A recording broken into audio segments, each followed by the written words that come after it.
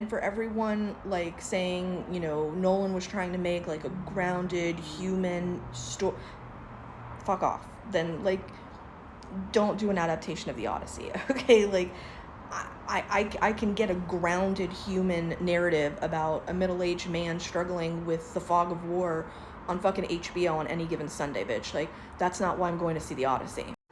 As a mythology major, I am legitimately mad at how bad the Odyssey was. And it's not because of some, like, high-minded, highfalutin academic disappointment in the adaptation not being 100% faithful to the source material. I'm not a fucking idiot. It's a 3-hour movie made in 2026. It's obviously not going to be one-to-one, nor should it be. That's what an adaptation is. It is because, as a mythology major, somebody who studies storytelling, it really frosts my cookies how disappointing this hero's journey plays out. For a narrative, for a myth that is situated with and against the gods are altogether absent from this movie. I watched it twice back to back last night, and I'm getting ready to watch it a third time because I really I want to like it. I'm looking for redeeming qualities, bitch, but they're just not there. So I have some thoughts, and there will be spoilers. First of all, the performances. Elliot Page was a standout for me as Sinon. Robert Pattinson delivered per usual.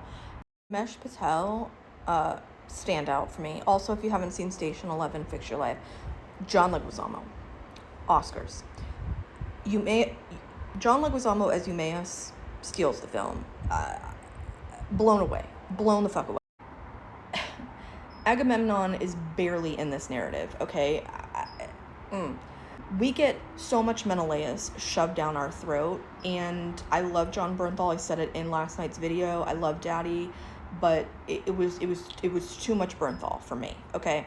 I think Tom Holland as Telemachus does an extraordinary job. He's doing a lot of heavy lifting in this movie, obviously, as Telemachus, and the Telemachy being situated, you know, with and against the world of the Wanderings and Odysseus' hero's journey.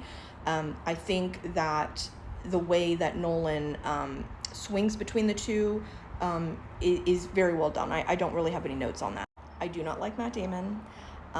He is definitely not a character actor, and I have not been excited about him being cast as Odysseus since Jump Street. I'm still traumatized from him interrupting the second act of Interstellar, okay?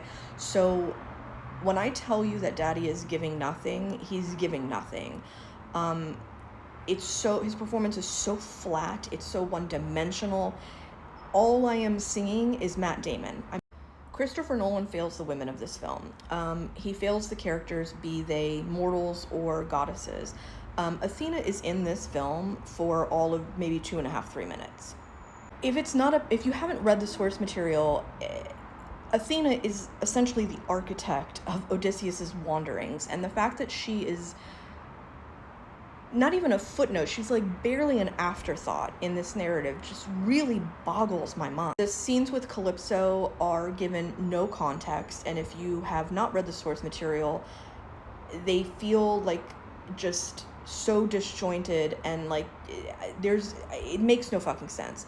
Charlize, I guess, does a good job, but also I just see like her facelift, and yes, everyone is correct in saying that, like, the iPhone face of it all, the Botox face of it all, like, everyone in this film is too pretty.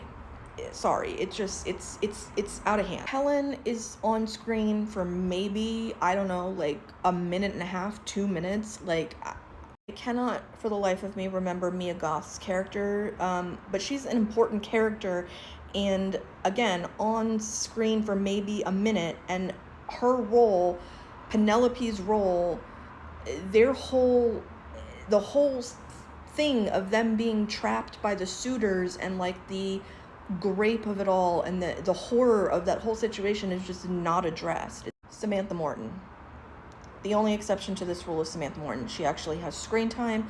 She and John Leguizamo, it's Oscars for them. Her performance as Cersei, that whole sequence was out of this fucking world, 10 out of 10. Complete absence of the goddesses in this film. The sirens get teased.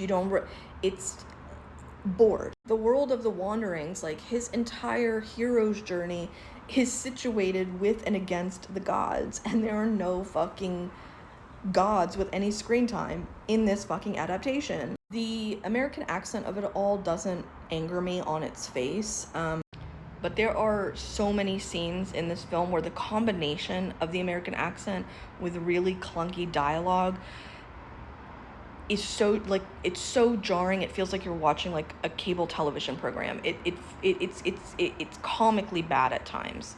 Nolan gave me nothing to be invested about with this adaptation.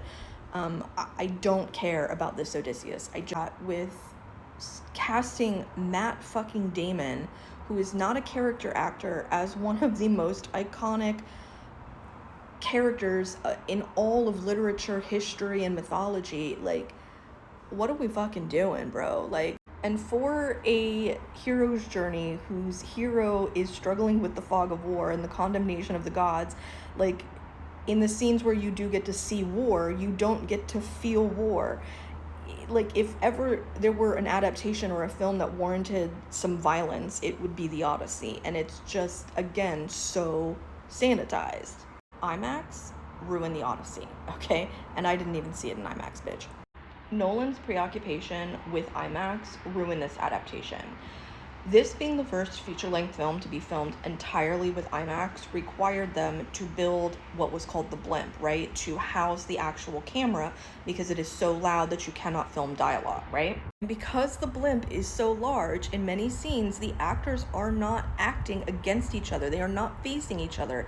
They have to be standing at angles and act into mirrors such that they can see the other person, because the camera is so large that it would otherwise break the through line in between the two actors. You can't convince me that this did not have a direct impact on the performances, because the dynamics in which the actors were having to work, you know, having to reload the camera, every 2 to 3 minutes, having to stay in character while the camera gets reoriented, gets, put back in the housing and moved from point A to point B. As talented as most of these actors are, you can't convince me that this is not interrupting what would otherwise be a more fluid process for these performers, because of how much interruption is happening constantly in service of IMAX. And it's also why I believe the action sequences fall so flat, is because the camera cannot move the way a normal camera can. I'm not trying to make a one-to-one comparison between Wolfgang Petersen's Troy and The Odyssey, but you can see when you watch a movie, even though it's a summer blockbuster tentpole film like Troy, like, you are in the action, like, there's kineticism, there's movement, like, you're moving around the actors as they're sword fighting. Like, that doesn't happen in The Odyssey, and it makes it so boring. That is part and parcel of why this narrative is so stagnant to me, why it does not feel immersive, despite how much real estate you would be getting on screen. Like, no aspect ratio is going to make up for a deficit in drama. I'm sorry.